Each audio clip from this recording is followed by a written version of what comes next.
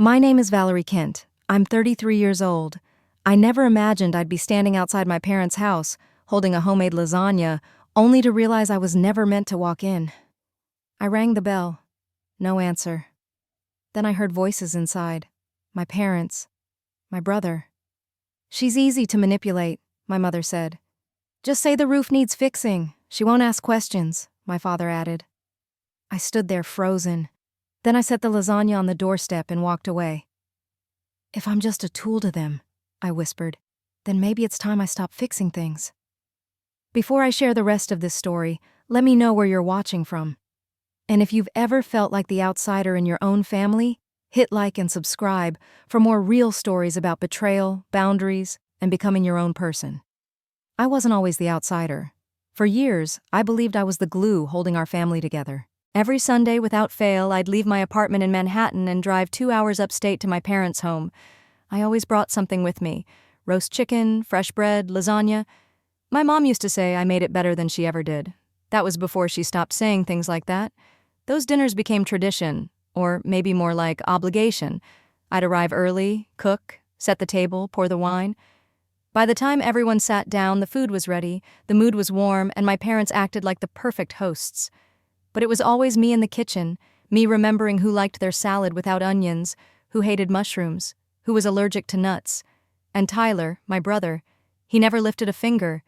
He'd show up halfway through the meal, arms open, smiling wide like a guest of honor. My mom's eyes would light up when he entered the room. My dad would laugh louder.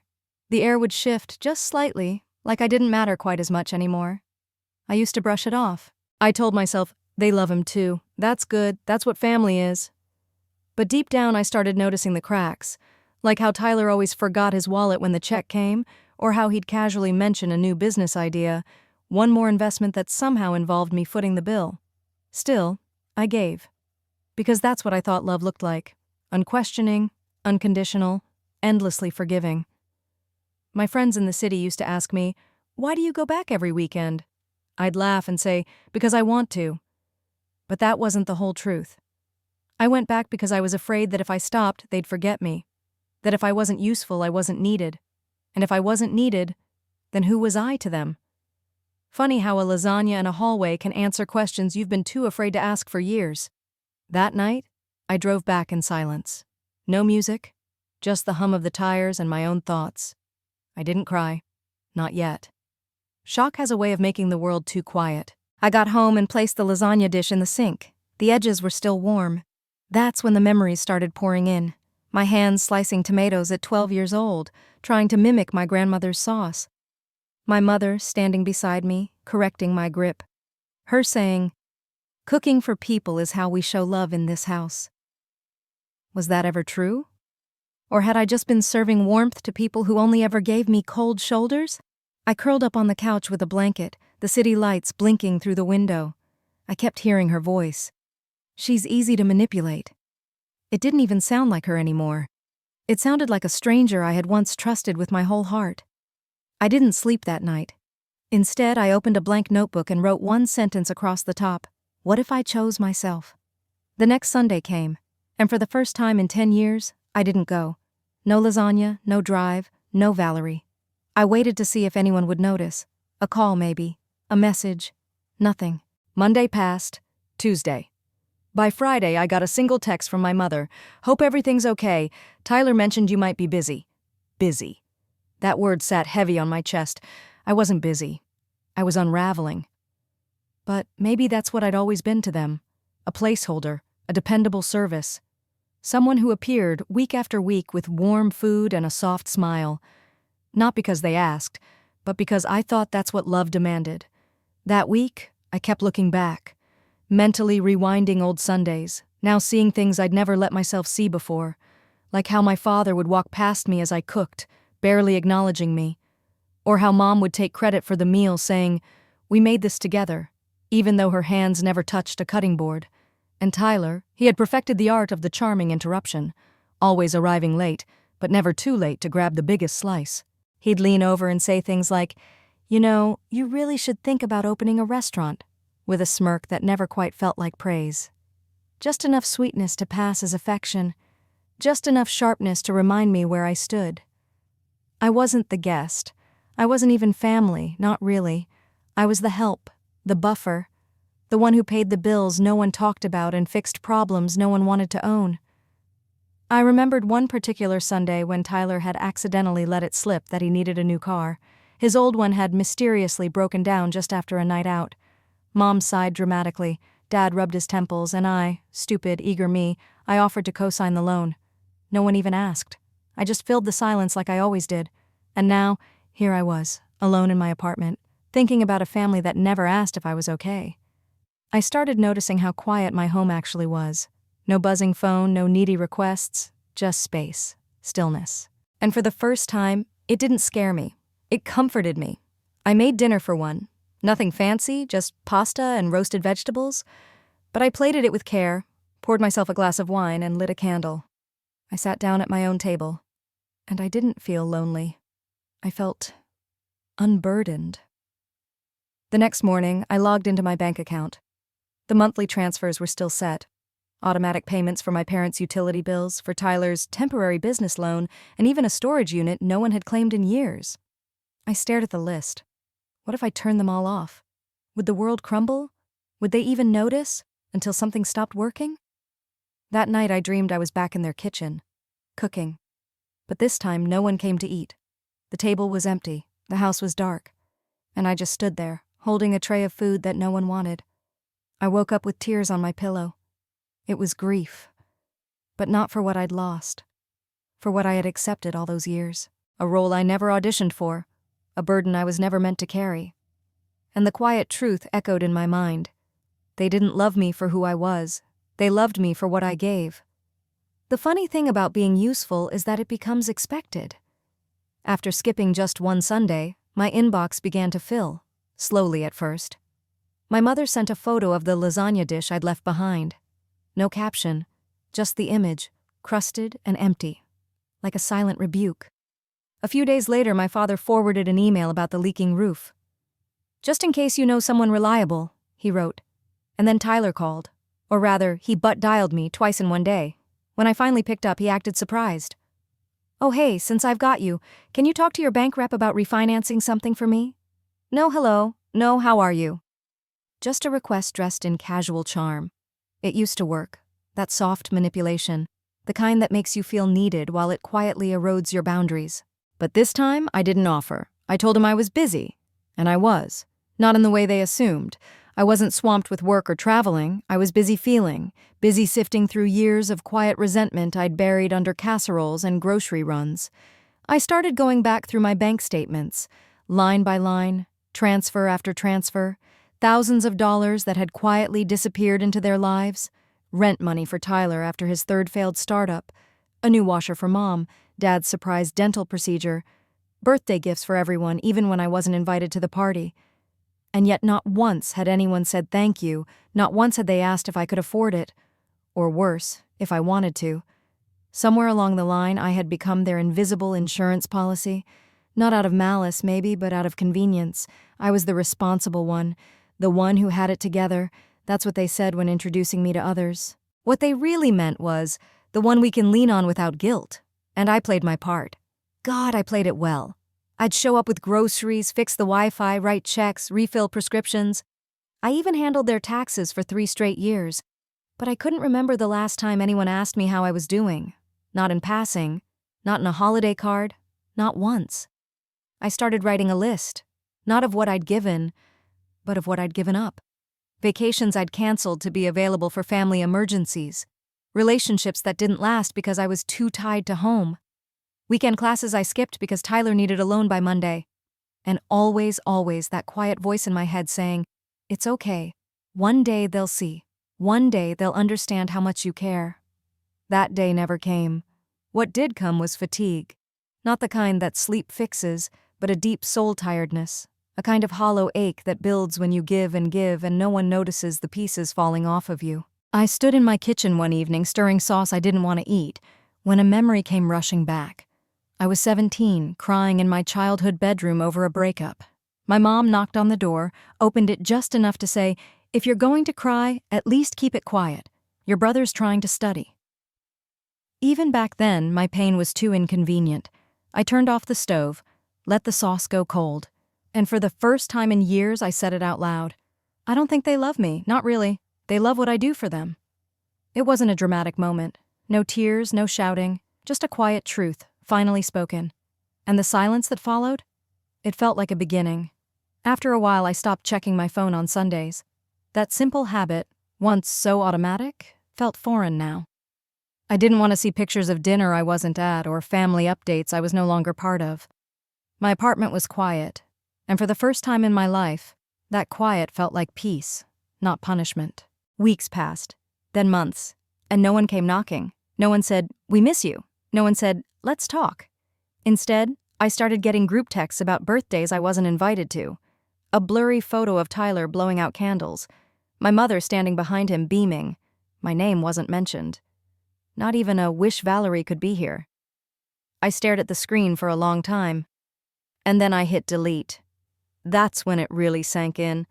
I had spent years pouring myself into these people, rearranging my schedule, letting go of dreams, playing mediator, and somehow the moment I stopped showing up, I disappeared altogether. They didn't grieve my absence, they just filled the seat and moved on. I told myself maybe they didn't notice, but deep down, I knew better. They noticed. They just didn't care enough to ask why. One afternoon, I was walking home from the grocery store when it hit me. This weight I'd been carrying all my life, disguised as duty. I remembered lugging groceries into my parents' house week after week. I remembered Mom saying, "You don't need to bring anything next time," and then sounding disappointed when I showed up empty-handed. The expectation was never spoken out loud, but it was always there. And when you're the good one, you learn quickly that your value is tied to how much you give, not who you are. I started seeing things clearly, like how Tyler never asked how I was doing unless he needed something, or how Mom only called when she needed help with the insurance paperwork. I had become their safety net, their backup plan, their emotional janitor. One night, I sat at my desk and pulled out an old photo album. I hadn't opened it in years. Inside were pictures of family vacations, holidays, birthdays. But as I flipped through page after page, I realized something unsettling. I wasn't in most of them. I had been the one taking the pictures, organizing the gifts, setting the table. Always behind the scenes, always invisible, and when I did appear, it was in the background, half smiling, half faded, a blurry figure holding a tray or fixing someone's collar. It broke something in me. Because it wasn't just the photos. It was my whole place in the family, blurred, unseen, convenient. That night, I wrote in my journal, if you have to earn your seat at the table, it was never really yours. It was a painful realization, but it was also freeing, because for the first time, I stopped begging to belong. I stopped trying to fix what never valued me, and in that space, something new began to grow, something fragile but real. Self-worth. Not the kind handed to you with praise or approval, the kind you build with silence and boundaries and walking away. Somewhere between month 3 and 4, I stopped calling them. At first it was unintentional, I'd mean to, then forget. Then I'd remember, but hesitate. Then I just didn't, and no one followed up. You'd think a mother would call. You'd think a brother might send a message. You'd think a father would check in, if only out of habit. But the silence became its own kind of message. I started checking my voicemail once a week. Nothing. I even tested it once, sending a group text about a new project I was working on, something I knew would make them proud. No response. That silence? It was louder than any argument we'd ever had. One morning, I opened my email and found a newsletter from a local charity I used to volunteer for. The subject line read, "Your kindness is never forgotten." It made me cry, because I couldn't remember the last time anyone in my own family had said that. I had spent years giving them everything, and all it took was a few months of absence for them to forget I existed. There was no blowout, no falling out, just a quiet vanishing. Like I was a chapter in their lives they were fine closing. I think that hurt more than a fight would have. At least if they were angry, it would have meant they felt something. But indifference? That's a different kind of grief. It was a Thursday afternoon when I ran into Mrs. Callahan, our old neighbor. She hugged me tightly and asked how the family was doing. "They're fine," I said automatically. She smiled. "Your mom says you've been traveling a lot. Good for you." I blinked. That was the narrative. I wasn't estranged. I wasn't grieving. I was just busy. off somewhere, probably chasing ambition or being dramatic. The truth didn't matter, as long as the image was intact. That night I sat alone on my couch and stared at the framed photo on the wall, our last family picture, taken 5 Christmases ago. I remembered how I'd bought the matching sweaters, how I'd set up the tripod, convinced Dad to smile, fixed Mom's lipstick smudge, told Tyler to put his phone away. I remembered thinking, just for a second, this feels like family. But now, looking at that photo, I saw it differently. I wasn't part of a family. I was project managing one, and like any project, you stop showing up and someone else takes credit. Or they just pretend it never needed you to begin with. My friend Rachel came by that weekend. She brought wine, takeout, and no judgment. She listened while I talked. Really listened. When I finally paused, she said something I'll never forget. "You're grieving a fantasy, Val, not a family. The fantasy that if you gave enough, they'd love you the right way." I didn't respond. I just nodded. Because she was right. I'd been bargaining with reality my whole life. If I cook enough, if I give enough, if I show up every Sunday, if I pay that bill, if I say yes, if I keep forgiving, then they'll see me. Then they'll love me the way I need to be loved. But families don't work like that. Love isn't earned by sacrifice, it's proven by presence, by effort, by care. And for the first time I started to ask myself something terrifying. What if I'd never really had that? What if all I had was the illusion of it? It happened on a Sunday. Of course it did. I hadn't planned to go back, but something tugged at me. Maybe guilt, maybe habit. Maybe a naive part of me still hoped I'd walk through that door and find them waiting, with open arms, with concern in their voices, with even the slightest acknowledgement that they'd missed me. So I cooked. Lasagna, the old family favorite. Layer by layer, I built it the way I always had. Handmade sauce, ricotta with fresh basil, a little extra mozzarella on top because Tyler always said that was the best part. I drove up, the smell filling my car, my heart pounding the closer I got. I told myself I was just dropping it off, no drama, just a kind gesture. When I arrived, the house looked exactly the same. White siding, blue shutters, porch light already on, though the sun hadn't fully set. I carried the dish to the front step, balancing it with one hand as I rang the bell. No answer. I rang again. Still nothing. Then I heard them. Voices from the kitchen window, open just a crack. I shouldn't have listened, but I did. It was my mother's voice first. She still sends emails, little updates. It's sad, really, like she's trying to stay relevant. Then Dad. "I'm more worried about Tyler. The IRS is circling, and if we don't figure something out soon, he could be in serious trouble."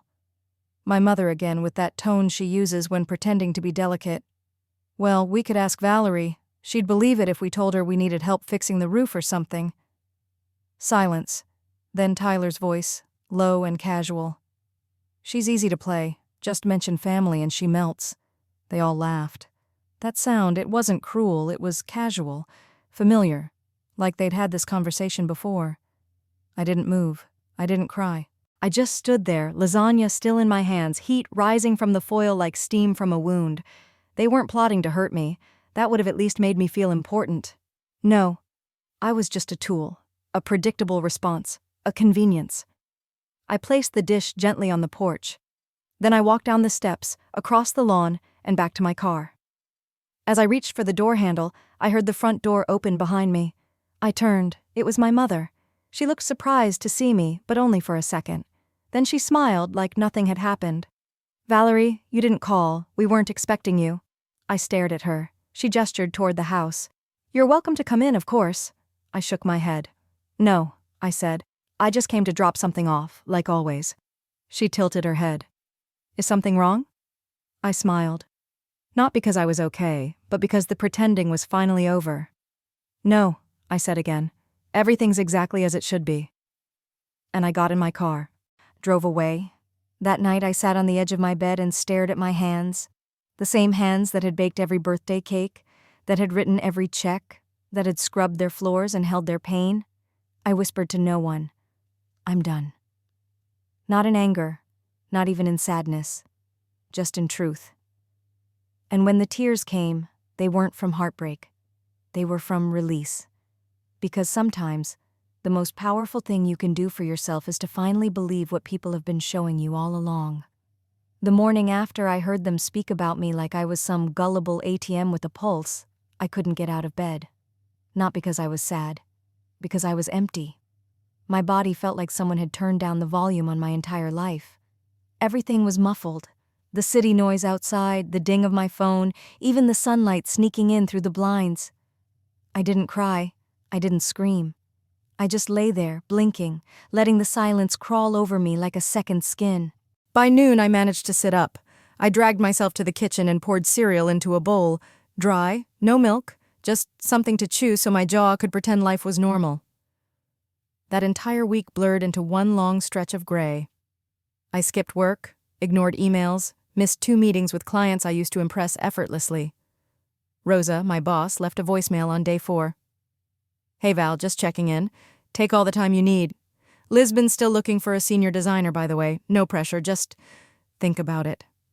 I didn't call back. Not because I wasn't grateful, but because part of me didn't know if I still existed outside of the version of me they had shaped.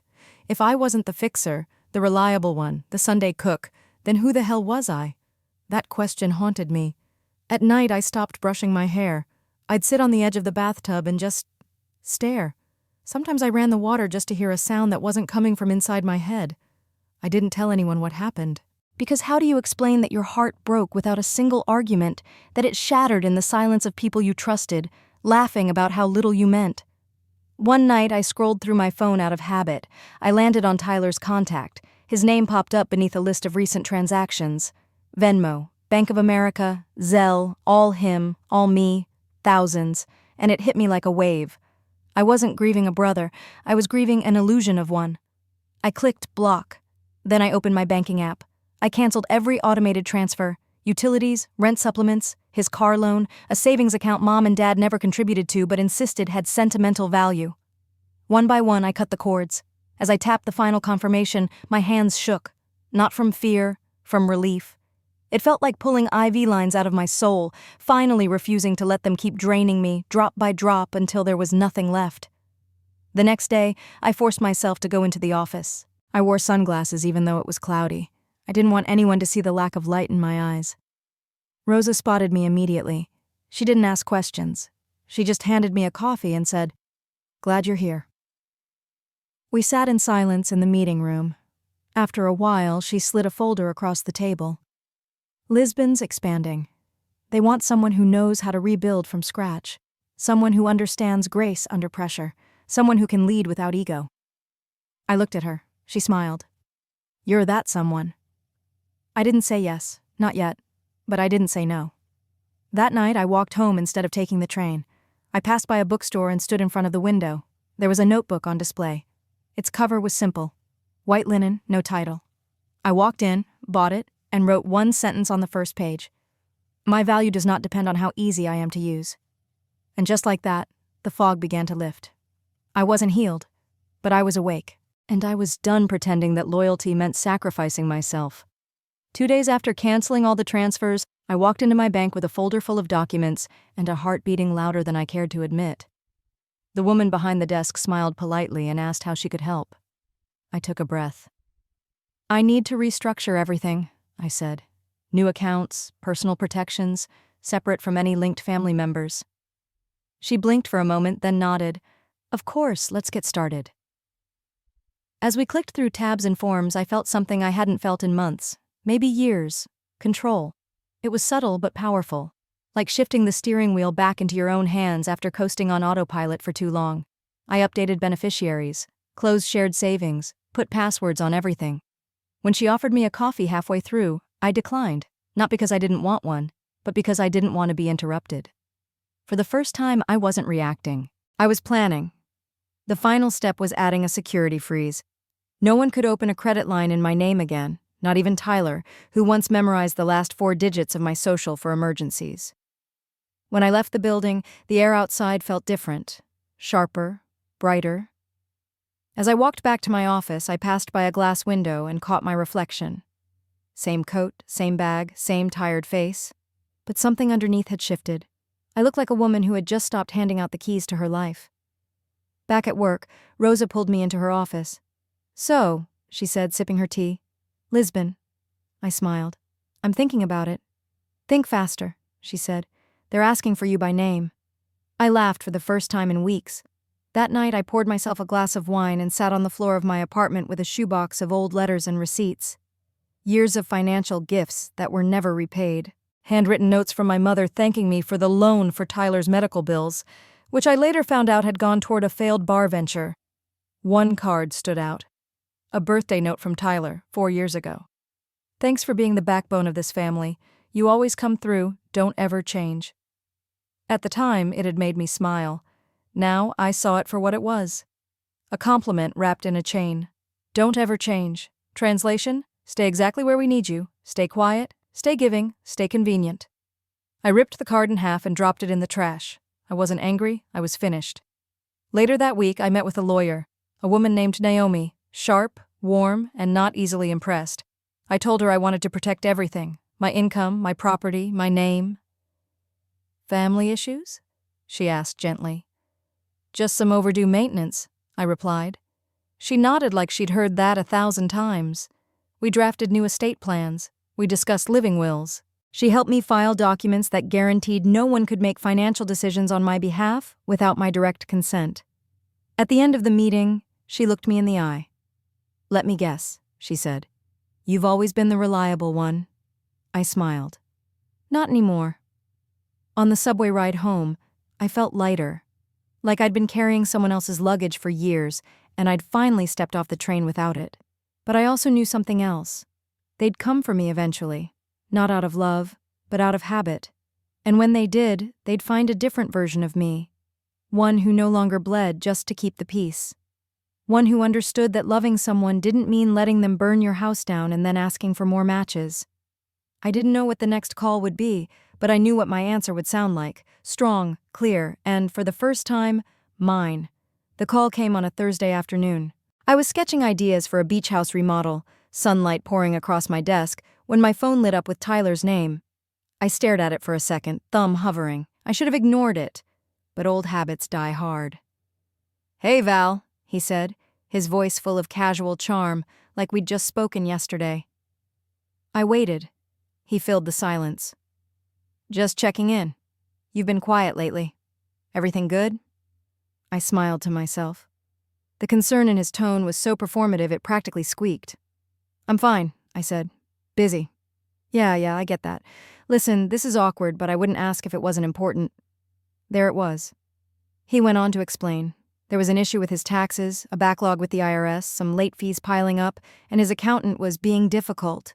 He just needed a temporary buffer. 30,000, maybe 35, just until things got sorted. I let him talk, and talk, until he ran out of ways to sound innocent. Then I said very softly, I'm not your solution anymore, Tyler. He paused. I could almost hear him blinking. What's that supposed to mean? It means, I said, that whatever you're in right now, you'll have to find your way out without me. I'm not your backup plan, not your lifeline, not your walking checkbook. Val, come on, don't do this. I'm not doing anything, I replied. I've just stopped. He scoffed. Wow, real cold, Val. After everything I've been through? After everything you helped with? What, now you're just done? Yes, I said. I'm done. He hung up without another word. I stared at the screen for a while, not because I felt guilty, but because I didn't. For the first time, I didn't spiral after saying no.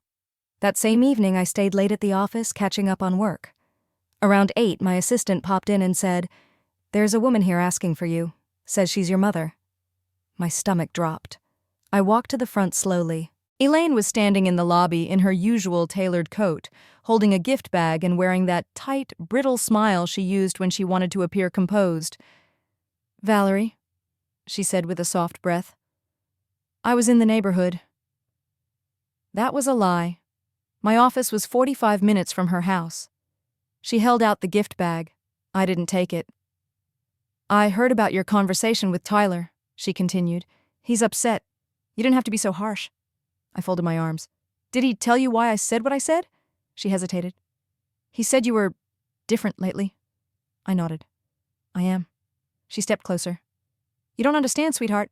Your brother's made mistakes, but he's family, and family means manipulation, I interrupted. Her mouth snapped shut. I heard you. That night on the porch, I heard every word you said about the roof, about how I'm easy." Her face went pale. "You were never supposed to hear that." "I know," I said. "That's what makes it worse." Tears welled in her eyes, but they didn't fall. She was still trying to stay in control. "Valerie, we were scared. We didn't know what else to do. Your father's pension barely covers the basics, and Tyler, he's just struggling." I took a step back. "You're not here because you're sorry. You're here because I said no." "That's not true." "It is. You've never shown up for me unless you needed something." Her voice trembled. "You don't mean that." "I do." She finally set the gift bag down on the reception desk and said quietly, "We raised you better than this." I gave a short, bitter laugh. "No. You raised me to put everyone else first. I'm just unlearning that now." She blinked like I'd slapped her. "I'm going back to work," I said. She stood there for another moment, then turned and walked away, slowly, like the weight of her own choices had finally settled in. I watched her leave, then picked up the gift bag and dropped it in the trash without opening it. Back at my desk, I stared out the window at the city below. I didn't feel triumphant. I felt free.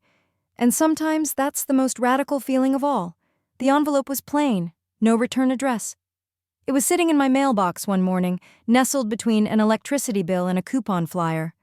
For a second, I thought it might be another sad little attempt at reconnection, maybe a card or a letter scrawled in my mother's careful handwriting. But when I opened it, my breath caught. It was a legal notice, a summons. I read it once, then again, and a third time slower. My parents were suing me. The claim? Failure to uphold filial obligations? Filial. That word made me laugh out loud. Not because it was funny, but because it was so absurd. Like something pulled from a Victorian novel where children owed their parents loyalty in exchange for being born. They were accusing me of abandoning my duties as a daughter. Not abuse, not theft, not slander. Just not showing up. I sat down on my kitchen floor and stared at the paper, letting the silence of the room wrap around me like a cold blanket.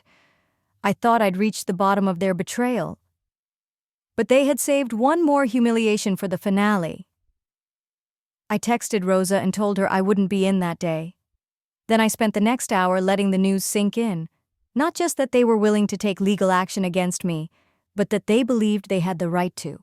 And honestly, that's what hurt most. Not the lawsuit, the entitlement, the certainty that I still owed them after everything. After being used, discarded, manipulated, and lied to, they still believed I was theirs to command. I called my lawyer, Naomi. I half expected her to laugh when I told her. She didn't. "This kind of thing happens more than you'd think," she said. "Especially when money's involved. Especially when guilt is a family currency." She offered to file a counterclaim, said we could challenge it, tear it down, make a statement, but I didn't want to. "Let it go to court if it needs to," I said, "but I'm not fighting them." Naomi paused. "You sure?" I nodded, even though she couldn't see me. "I don't want revenge. I just want them out of my life." I meant it. For years, I'd been stuck in the cycle of over-explaining, justifying, defending my decisions like a child asking for permission. But now, I had no interest in being right, only in being free. The next morning, I sat down with a cup of black coffee and drafted a single-page letter. Not for the court, for myself. I wrote, "I release myself from the role they assigned to me. I do not exist to serve their comfort. I do not owe them my silence, my savings, or my Sunday afternoons. They do not get to define what love looks like for me anymore. I choose peace over proximity. I choose clarity over chaos. And I choose myself." I folded the paper and tucked it into the notebook I'd been journaling in since the day I walked away from their porch. Later that afternoon, Naomi emailed me. "Your parents' lawyer just called. They're dropping the case." No apology, no explanation, just a withdrawal. The silence that followed felt different this time. Not like abandonment, like closure. I walked to the window and looked out over the city. Cars moved like tiny beetles, people bustled along sidewalks, lives went on, and mine was no longer anchored to a door that never opened for me. I made tea, I lit a candle, then I opened my Lisbon portfolio and flipped through the first drafts. Ocean-facing windows, warm earth tones, curved walls that let in light. That night, I finally said the words out loud, not in anger, not in sadness, just truth. "I don't hate them." I took a deep breath. "I just don't need them anymore." And somewhere in that moment, I stopped being the daughter they never appreciated and started becoming the woman they never expected me to become. It was a quiet Sunday morning when I finally decided to leave. There was no grand epiphany, no dramatic moment with tears and shouting, just a quiet, steady knowing that I didn't belong in that city anymore. Not in that apartment, not in that version of my life. I had been living in a space built on obligation, on pretending, on holding my breath every time my phone lit up with their names, and I was tired of holding my breath. I pulled out my suitcase from the top shelf of the closet. It still had the baggage claim tag from a trip I took 3 years ago, Barcelona, for work. That trip had been the last time I felt excited to arrive somewhere. I wanted that feeling again. I walked slowly through the apartment, running my fingers across surfaces. The bookshelf, the kitchen counter, the windowsill where I used to keep a little basil plant that died during one of Tyler's financial emergencies. Everything in that space had a memory attached to someone else's crisis, someone else's comfort, someone else's needs. But now I wanted space for my own. I started packing what mattered. Just the essentials. Some clothes, a few notebooks, my grandmother's ring, the Portuguese cookbook Rosa gave me when she first mentioned the Lisbon position. I left behind the lasagna dish. It was tucked in the lower cabinet, barely used since the night I dropped it on their porch. I stared at it for a long moment before pulling it out, running my hands along the edges. Funny how something so simple could carry so much weight. I wrapped it in newspaper, walked to the trash room down the hall, and dropped it gently into the bin. No ceremony, just a clean break. That evening, I took down the family photos from the hallway, one by one, frame by frame. I didn't cry, not this time. I was done grieving people who only ever loved the version of me that served them. Instead of packing the pictures, I slid them into a large envelope labeled "Return to Sender." Maybe someday I'd mail them back. Or maybe not. Maybe some things are better left where they no longer hurt you. That night, I booked my flight. One way, New York to Lisbon, window seat. I told Rosa the next morning. She didn't flinch, just smiled and said, "Good. I was hoping you'd stop delaying your life." We sat down to go over the logistics, and somewhere between visa paperwork and housing details, she paused. "You're really doing this," she said. "I am." "And not because of them?" "No," I said, "because of me." She nodded and raised her coffee cup like a quiet toast. I raised mine back. After work, I walked around the city one last time, past the deli where I used to get coffee after long nights at the office, past the bookstore where I bought the blank journal I now carried in my bag, its first pages full of hard truths and quiet victories. The city hadn't changed. I had. The next morning, I closed my apartment door behind me and stood in the hallway for a moment. Just stood there, breathing, listening. No noise, no guilt, no weight. Downstairs, the cab driver helped load my bags. I slid into the back seat, looked up at the building one last time, and smiled. Not with sadness, but with peace. No one came to say goodbye. And that was okay, because the goodbye I needed wasn't from them. It was from the woman I used to be, the one who overgave, over-apologized, and overstayed in places that had long stopped seeing her. As the cab pulled away, I rested my head against the window, watching the skyline fade behind me. I didn't look back, not because I was angry, because I was finally facing forward. Lisbon smelled like citrus and salt. The air was different, softer somehow, like it hadn't been holding its breath for years the way I had. I stepped out of the airport with 2 suitcases and a carry-on full of notebooks and receipts from a life I no longer belonged to. I didn't have anyone waiting for me at arrivals, no warm embrace, no hand-painted welcome sign, just a driver holding a small placard with my name on it. Valerie Kent. For the first time in a long time, seeing my name in someone else's hands didn't feel like a burden. It felt like a beginning. The apartment Rose's team found me was small but full of light. Pale walls, wooden floors, and a window that overlooked a tangle of rooftops and lemon trees. It was quiet in a way New York never could be. I could hear my thoughts again. That first night I unpacked slowly. I didn't rush to fill drawers or hang pictures. I let the silence breathe. I let myself breathe. I made tea, sat by the window, watched the city dim into a blanket of warm gold and distant chatter, and for a moment I felt weightless. Not happy, not yet, but unburdened. The next morning I walked to the office, a cobblestone path winding past pastel buildings and locals chatting over espresso. The Lisbon branch of our firm was tucked behind an ivy-covered facade and smelled faintly of ink and orange peels. The team greeted me kindly, if a bit cautiously. I wasn't a replacement. I wasn't a savior.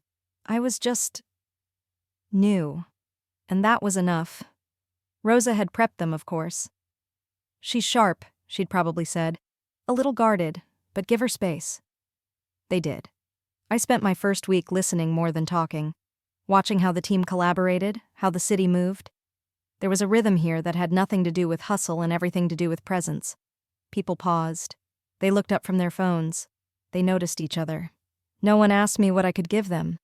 They asked where I was from, what wine I liked, if I'd ever seen the ocean at dusk from the cliffs outside town. One of the architects, Inez, invited me for lunch on day 5. We ate grilled sardines and shared a bottle of Vinho Verde in the sun.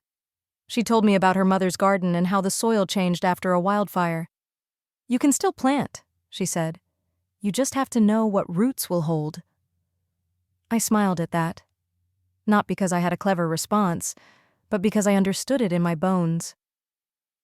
Back at the apartment that evening, I opened a new page in my journal and wrote, "I'm not broken, I'm just planted somewhere new." I started learning Portuguese. Just a few phrases at first. Enough to order coffee, enough to say thank you, enough to feel like I wasn't passing through. One night I cooked. Not lasagna, not anything from home. I made caldo verde, Portuguese green soup, with collard greens and potatoes and spicy sausage.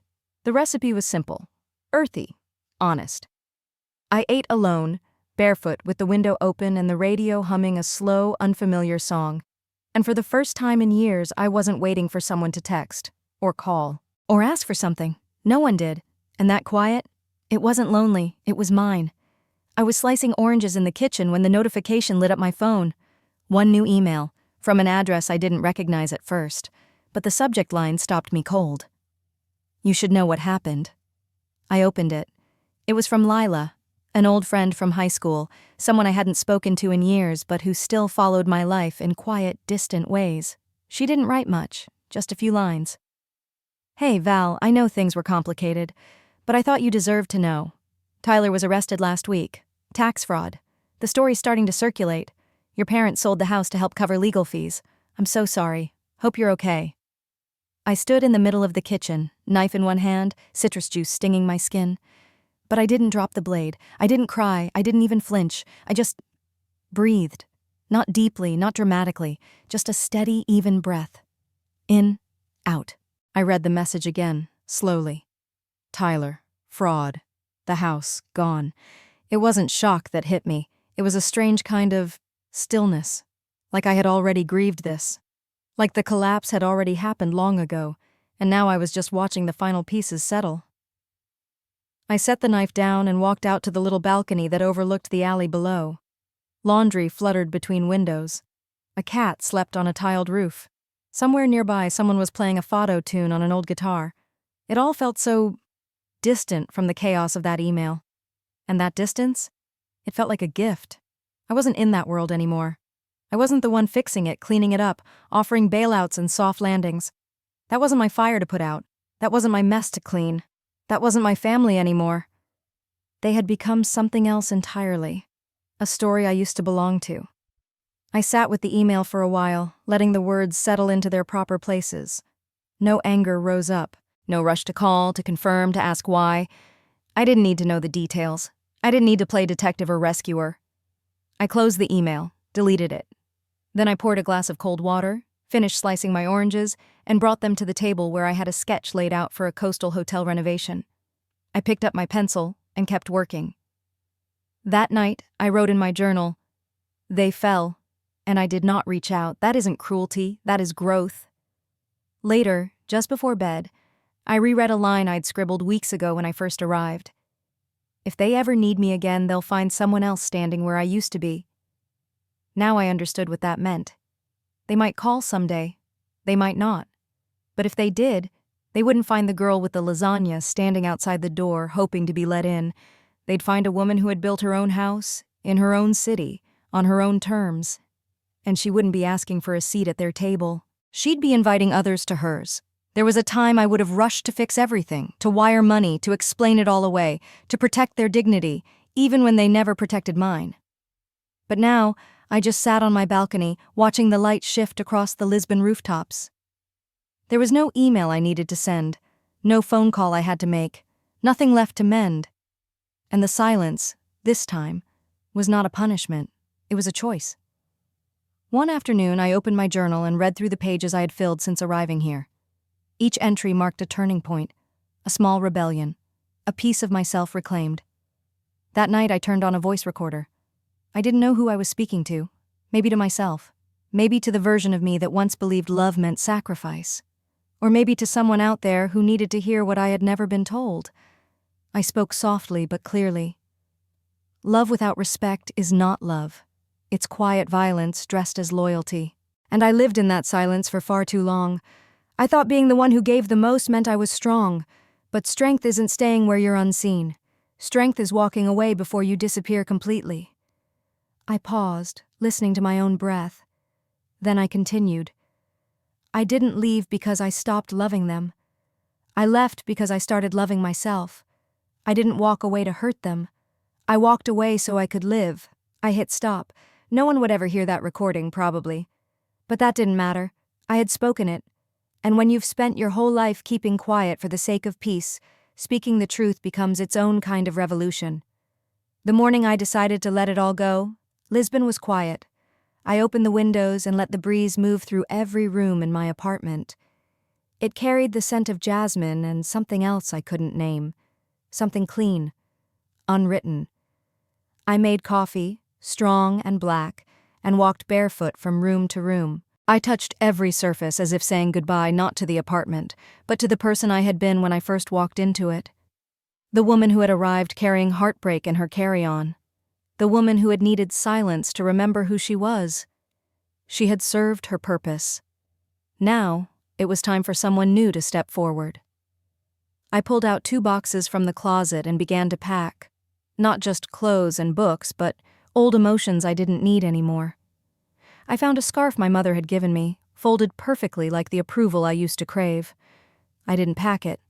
I found Tyler's old voicemail saved under important, him thanking me for helping him get back on his feet after another business collapse. I deleted it. And then, in the bottom kitchen drawer tucked behind an old corkscrew and a faded recipe card, I found it. The lasagna dish. The same one I had baked in almost every Sunday for 10 years.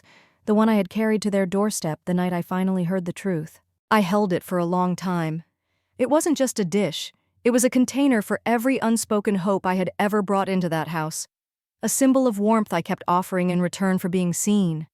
And in that moment, I realized something important. I didn't want to carry it into this next chapter. I didn't want to be the woman always showing up with food and forgiveness. I didn't want to be the bridge they kept walking on to get to safety, so I wrapped it in an old newspaper and walked it outside. Lisbon's street bins were just a block away, near a little bakery that always smelled like butter and cinnamon. I passed it on the way, waved to the old man who sat out front with his espresso every morning. He smiled back like he'd known me for years. I stood over the bin for a moment, holding the dish, and then, without ceremony, I let it drop. It landed with a dull thud, not the crash I expected. But that was okay. Sometimes closure doesn't come with a bang. Sometimes it comes in quiet, ordinary gestures. Like taking out the trash. I walked back slowly, hands free. I didn't feel lighter, I felt clearer. Later that day, I finished packing. I folded my journal and tucked it into my carry-on. I sent Rosa a message, ready for whatever's next. She replied with a heart. As the sun set, I lit one last candle in the apartment. I sat at the window, sipping tea, watching the golden hour stretch across the rooftops. There were no big thoughts, no heavy reflections, just presence. I had spent so much of my life trying to prove I was worthy of love. Now I knew I didn't have to. Now I knew I was. Not because of what I gave, but because of who I had become. The kind of woman who doesn't chase peace anymore. She builds it, right where she stands. Mornings in Lisbon arrived gently. No sirens, no schedules screaming at me from my phone. Just sunlight slipping through linen curtains and the soft clatter of life starting in the street below. I no longer woke with a jolt. I didn't check my inbox before brushing my teeth. I didn't rehearse apologies in my head before stepping out the door. Instead, I moved slowly, with purpose. I'd brew coffee in my tiny kitchen, let the smell fill the space, and step out onto the balcony with my favorite mug, chipped slightly at the rim, just imperfect enough to feel honest. Some days I worked from the local studio, reviewing design plans and offering guidance on projects that didn't drain me.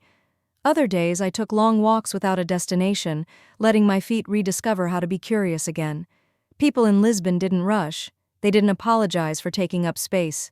They laughed loudly in public, ate late dinners, and spoke with their hands. I liked that. It made the world feel less rigid, less scripted. There was a small market at the end of my street that sold fresh fish and seasonal vegetables. The owner, Maria, always greeted me like I'd lived there forever. She taught me how to pick good figs and which olive oil was worth the price. No one asked what I did for a living. They cared more about whether I had eaten that day. It felt human. One Sunday I made lunch for myself. No guests, no performances, just me, some fresh clams, garlic, white wine, and parsley. As they steamed on the stove, I set the table for one. I poured a glass of vinho verde, sliced some crusty bread, and sat down at the table near the window. I ate slowly. I didn't take a picture. I didn't send anyone a text. I didn't need to prove that I was okay, because I was okay. Not in the way people say when they're trying to convince themselves, but in the quiet, grounded way that lives in your bones. After lunch, I leaned back in my chair, sunlight brushing against my skin, and thought to myself, this is what peace tastes like. No expectations, no negotiations, no background noise demanding my attention, just food I made for me. A life I chose for me. A table I finally set where I belonged, alone, but not lonely. There's a difference. The message came on a Tuesday. I had just finished presenting a design concept for a boutique hotel near Cascais. The team was excited, and so was I. For the first time in years, I was doing work that didn't cost me pieces of myself.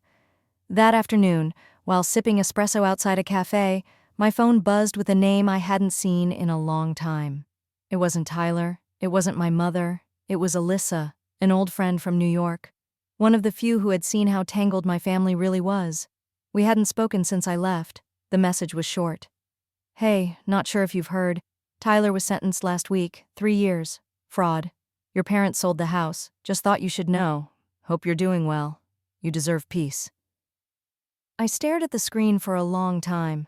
Not because I was shocked, but because I felt nothing. Not relief, not bitterness, not revenge. Just silence. There was a time I would have read that message and curled into myself with guilt. Wondered if I could have prevented it. Wondered what would have happened if I had stayed or given more or tried harder. But not now. Now I simply turned the phone over, let the message rest face down on the table, and went back to watching the people around me. Tourists laughing over gelato, a mother adjusting her child's sun hat, a waiter humming under his breath as he cleared dishes. The world kept turning, and I was still in it, still breathing, still free. That night I didn't journal, I didn't light a candle or replay the past in my head. I made dinner, watched a silly movie with subtitles, and fell asleep before midnight with the windows open. The next morning, I opened the message again and reread Alyssa's last line. You deserve peace. I whispered it aloud. Not as a hope, as a fact. I didn't reply. There was nothing to say. What needed to be said had already been lived. My family had crumbled, but I didn't. They had collapsed under the weight of their own choices. I had simply stepped out from underneath them, let the house fall, let the truth rise, and from that quiet space I built something new. Something simple, something honest. Not out of spite, out of love. For myself. It was a Tuesday morning when I finally sat still long enough to notice how different I felt. I was at a cafe just a few blocks from my apartment, the kind of place where no one's in a hurry and the espresso comes with a square of dark chocolate on the side. The chairs didn't match. The napkins were cloth. The owner greeted every regular by name. I was no longer just visiting Lisbon. I was living in it, becoming a part of it. The waitress placed my order on the table, black coffee, a pastel de nata warm from the oven, and smiled as if she already knew this was my usual. And maybe it was. I took a sip and looked out onto the street. A couple walked by holding hands. A dog barked at a passing trolley. A group of teenagers laughed too loudly over nothing at all. Life was happening, not to me, around me. But this time I wasn't racing to catch up or trying to prove I belonged. I was here, present, whole. My phone buzzed once in my bag. I didn't reach for it. Instead, I leaned back in my chair, closed my eyes for a moment, and let the warmth of the sun find my face. That's when I heard the voice. Not someone else's, mine, not spoken, felt, and it said, "You did it." Not in the triumphant way, not as a victory lap, but as a quiet recognition. I had left without screaming, healed without applause, let go without needing to be right. I had walked away from a family that saw me as a resource instead of a person. I had faced the silence, the guilt, the grief, and come out on the other side with my soul intact. And I hadn't lost myself. I'd found her. Not the version of me shaped by obligation or performance, but the one I was always meant to be. Then, in a moment that felt both small and sacred, I spoke aloud, softly, just enough for the words to reach my own ears. Love without respect is just a quiet kind of violence, and for years I called that sacrifice. I thought endurance was proof of loyalty, but it wasn't. It was the cage. I opened my eyes and looked at the people around me. No one knew what I had been through. No one knew who I had left behind. And it didn't matter. Because this table, this breath, this peace was mine. By choice, by effort, by truth. I picked up my cup, took one more sip, and smiled. I used to think strength looked like staying, like showing up no matter how invisible you felt, like forgiving without being asked, like carrying burdens so others could walk lighter. But Lisbon taught me something different. Strength is also knowing when to put the weight down. Some mornings I still wake up and expect the heaviness.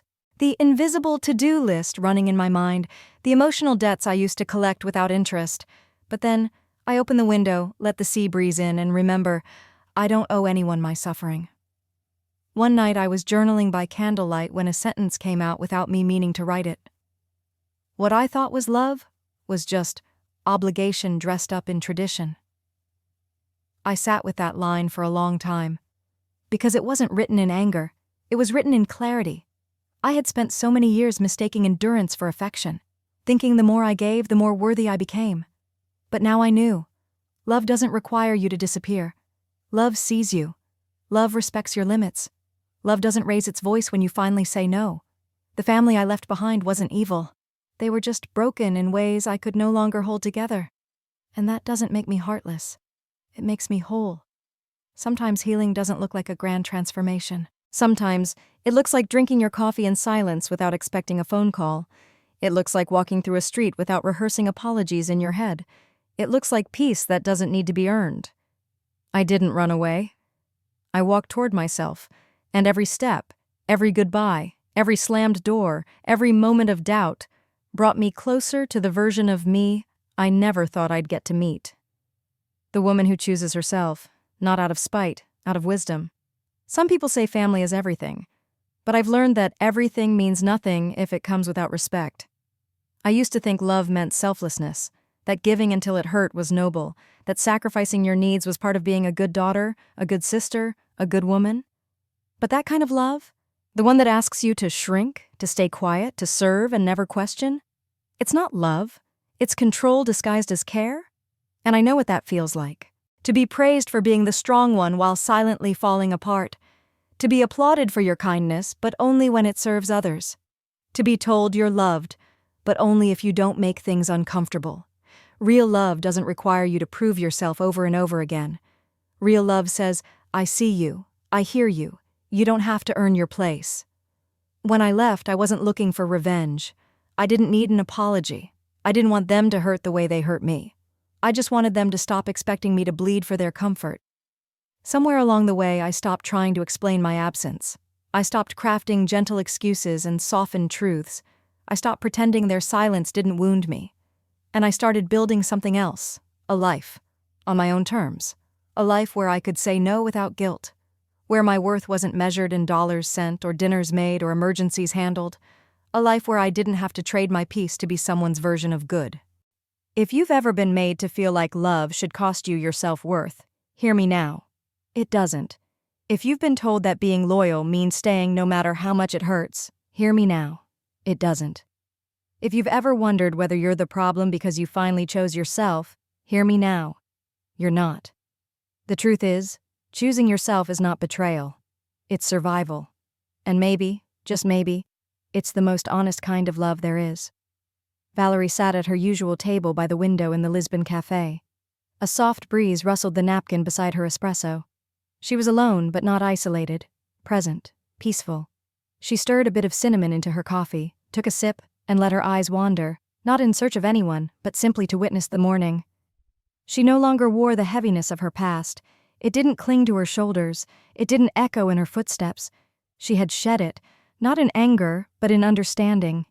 And then her voice returned, calm, steady, grounded. Love without respect is a soft betrayal. It doesn't scream, it erodes, quietly, slowly, until you forget who you were before the pleasing began. She smiled gently, as if saying goodbye to a version of herself without needing a funeral. I used to think walking away was selfish. Now I know it's sacred. Boundaries aren't walls, they're doors. And sometimes the bravest thing you can do is close one and open your own. She looked into the camera now, not to explain, not to ask for permission, but to invite. If you've ever felt like the outsider in your own family, if you've ever given until you disappeared, I want you to know something. You're not alone. And more importantly, you're not wrong for wanting more. She lifts her cup, a quiet toast, to freedom, to clarity, to choosing yourself. Fade to black. Don't let your loyalty become your prison. Sometimes the most loving thing you can do is leave. If this story spoke to you, share it. You never know who's waiting for permission to walk away from what's breaking them. And if you've lived this too, drop a comment. Let someone else know they're not alone, because healing begins when silence ends. Subscribe for more real stories, and keep choosing yourself.